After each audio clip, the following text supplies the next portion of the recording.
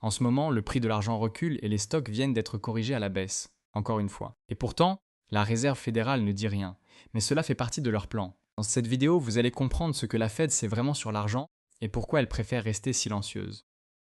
Avant tout, laissez-moi vous montrer d'abord quelques chiffres, pour que vous puissiez voir à quel point c'est étrange. À la fin du mois d'avril 2026, les stocks enregistrés d'argent à la bourse des matières premières de New York s'élevaient à environ 76,9 millions d'onces. C'est la quantité qui existe en fait prête à être livrée immédiatement. De l'autre côté de la table, il existe des contrats à terme ouvert qui totalisent environ 575 millions d'onces. C'est 575 millions sur le papier contre 76 millions de réalité.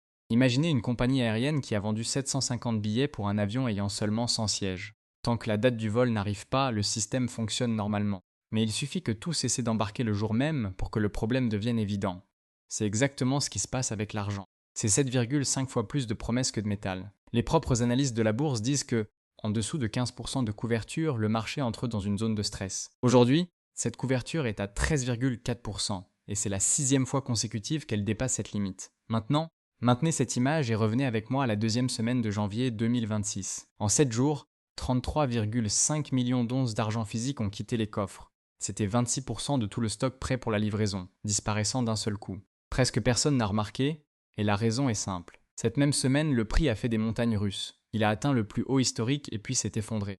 Celui qui regardait le prix ne voyait que la volatilité. Celui qui regardait la structure derrière le prix voyait les coffres être vidés en silence. C'est la différence entre le bruit et le signal, et c'est ce qui sépare celui qui se protège de celui qui ne fait que réagir. Et ce n'est pas un cas isolé. Le Silver Institute, qui est l'entité de référence du secteur, projette pour 2026 un déficit d'environ 46 millions d'onces, la 6e année consécutive dans le rouge. Depuis 2021, en additionnant tout, environ 762 millions d'onces ont été retirées des réserves qui existaient au-dessus du sol. C'est presque la production du monde entier en une année. Nous consommons plus d'argent que nous n'en tirons de la Terre, et nous le faisons depuis 5 ans. On ne peut pas vivre dans le négatif pour toujours. Il y a encore un détail technique qui crie. Normalement, emprunter de l'argent pendant un mois coûte moins d'1% par an. Aujourd'hui, ce coût est entre 7 et 8%.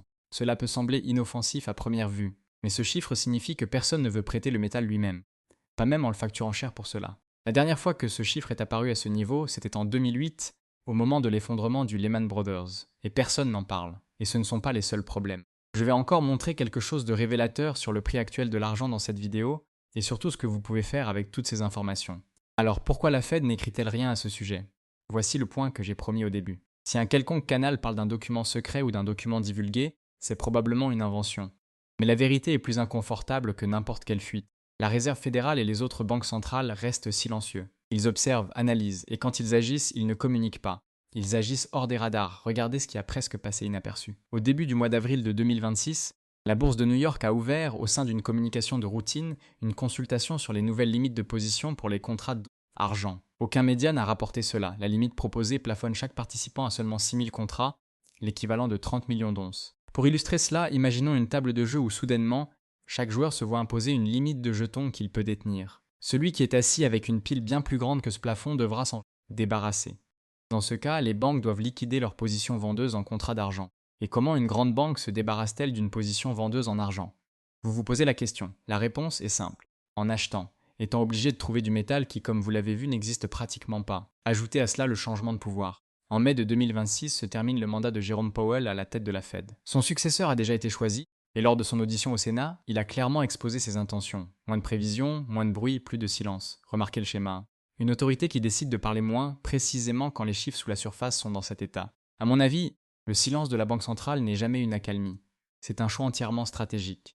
C'est la façon de bouger les pièces sans que le public ne perçoive l'échiquier. C'est le plan pour 2026. Donc nous devons rester vigilants au-delà des mémorandums et des actualités. Observez davantage les signaux, et non les bruits. Parce que tandis que la Fed se tait, le métal ne reste pas immobile. Il se déplace et on peut voir exactement vers où. Vers l'Asie. Et c'est extrêmement révélateur du prix de l'argent. Observez un détail de ce graphique du prix de l'argent au cours des derniers mois. Chaque fois que l'argent recule jusqu'à la fourchette de 70 $, près de 60 €, il remonte. Ce niveau est devenu un plancher. C'est comme un trampoline. Le prix baisse, il touche et remonte. Savez-vous pourquoi? Parce qu'il y a des acheteurs qui attendent.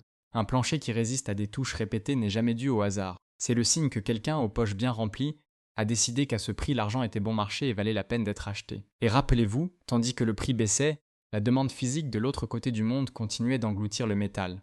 Les chiffres de la Chine sont difficiles à ignorer. Au cours des 2 premiers mois de 2026, Le pays a importé plus de 790 tonnes d'argent, le plus grand volume pour cette période en 8 ans. En mars, il a atteint un record mensuel d'environ 836 tonnes. Et à Shanghai, l'argent physique a même été négocié avec une prime de 12 à 13% sur le prix international au cours de jours récents. Prime ici signifie que les gens paient plus cher pour recevoir le métal en main là-bas en Chine.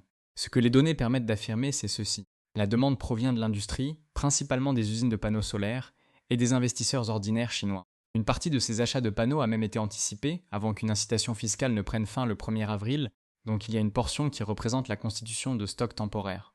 Au début de l'année, le commerce de détail lui-même a beaucoup acheté, et la baisse après le sommet provenait des prises de bénéfices et des ordres de vente automatiques. Lors des baisses, une base d'acheteurs a toujours émergé pour absorber l'offre. Et c'est précisément lorsque l'offre s'évanouit dans la panique d'une baisse que le prix s'effondre sans s'arrêter. Et cette demande industrielle a une caractéristique qui change la donne. L'argent du panneau solaire et de la voiture électrique est ce qu'on appelle une demande inélastique, c'est-à-dire le fabricant a besoin du métal et l'achète même si le prix monte, car il a encore une marge bénéficiaire dessus. Même avec un prix plus élevé, il peut encore l'absorber. Cela devient un facteur important. Pensez à un médicament d'usage continu. Vous ne cessez pas de le prendre parce qu'il est devenu plus cher, il n'a pas de substitut. Vous devez vous adapter et continuer à le prendre. Avec l'or, c'est différent. C'est presque uniquement un investissement et une bijouterie, et quand ça devient cher, beaucoup de gens se retirent. L'argent, non. L'industrie continue à acheter car sans argent, pas de panneaux, pas de voitures électriques, pas d'électronique. Et ces choses ont plus de demandes que jamais. Même en moment de crise, il y a encore de la demande, différent des articles de luxe, qui en moment de crise, les gens priorisent les articles de base. Joignez cela à un nombre historique. Et je crois que vous allez comprendre où je veux en venir. Pendant des siècles, une once d'or valait environ 30 onces d'argent. Certains moments plus, d'autres moins. Aujourd'hui, une once d'or vaut environ 60 onces d'argent. Le rapport est encore tendu. Bien qu'en 2024 et 2025, il ait toujours été au-dessus de 80 pour 1 et que la valeur ait baissé.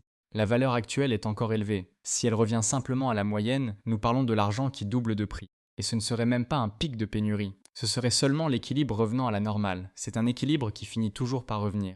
La question n'est jamais si, c'est quand. En pratique, pour vous en Europe, la leçon est directe. Suivez la structure du marché, pas seulement le prix affiché. Et comprenez pourquoi une partie de votre patrimoine en métal physique a cessé d'être une excentricité et est devenue une prudence. Bien sûr, faire n'importe comment ne suffit pas. Si vous voulez un guide plus complet, j'ai rassemblé tout dans le livre Libre de l'inflation en 30 jours. Profitez de la condition exclusive actuelle dans le premier lien de la description.